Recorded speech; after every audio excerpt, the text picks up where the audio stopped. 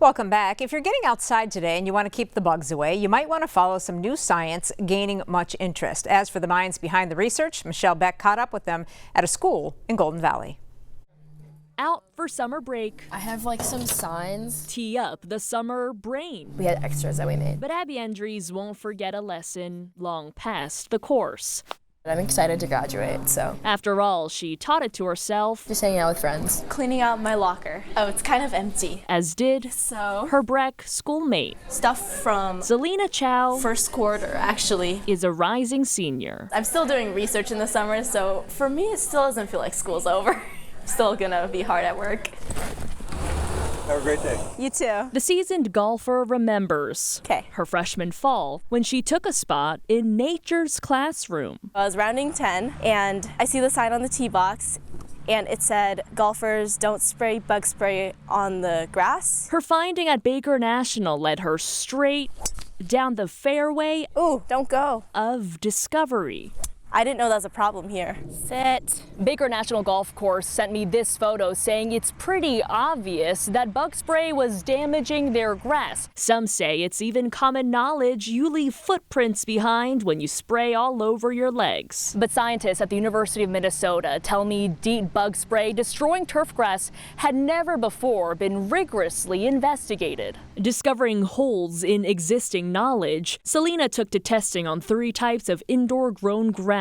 She asked, does bug spray kill grass? Yes. As iron sharpens iron, Selena tag teamed with Abby. Seeing the complexity in such a simple question, I think is what definitely I found interesting. This time they asked a more specific question. Does the chemical DEET in bug repellent kill grass? We tested just ethanol on the grass compared to water, and we found that there was no visible damage, so it must have been the DEET. More DEET, more death are some of the breakthroughs that left their teachers surprised. Oh my goodness, yes. It is so incredibly valid scientifically. Like watching miracle shot after miracle shot. Are you proud of yourselves?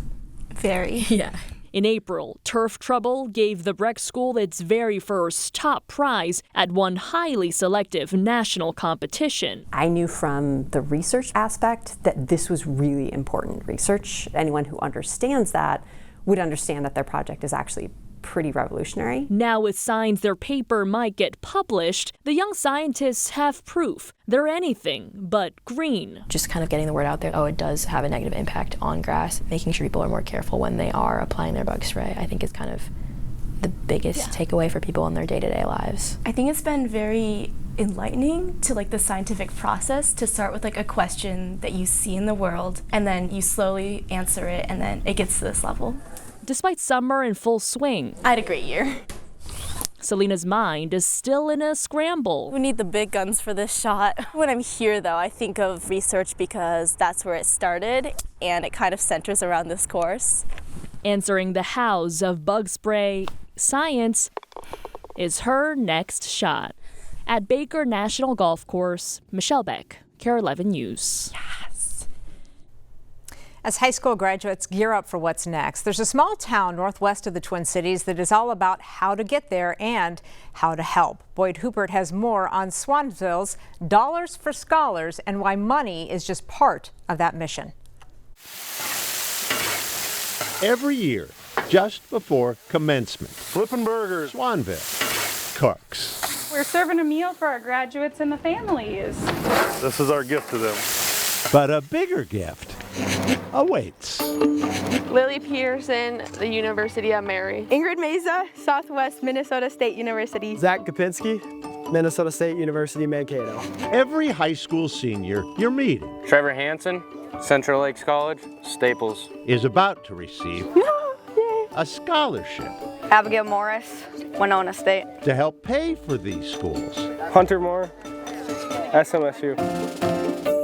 A gift from Swanville. Therese Bryce, St. Cloud Tech.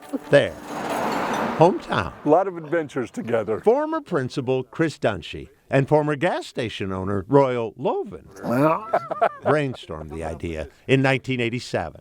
We'll put a big billboard outside of town on the highway that says, "Come to Swanville School. We give every student that graduates a scholarship." The billboard never materialized. Didn't have to. Didn't have to. but in a rural town that couldn't fill a suburban school auditorium. Ethan Wimmer, St. John's University. The scholarship stuck. Autumn Hinton, St. Cloud State. Swanville started small. Emma Krowski, St. Catherine University. Average scholarship that first year, $166. Brittany Johnson, UMD. Brittany Johnson, class of 01. Right here. Received the same amount It's right here. as her husband. $500 is what I got. It's not even the money, it was just who it was coming from. Brittany and Brian are now scholarship donors. Seems like everyone in Swanville is. Swanville is just a really special place. Chili cook-offs, calendars, cheese curds, poinsettias, waffles, bingo, and pull tabs.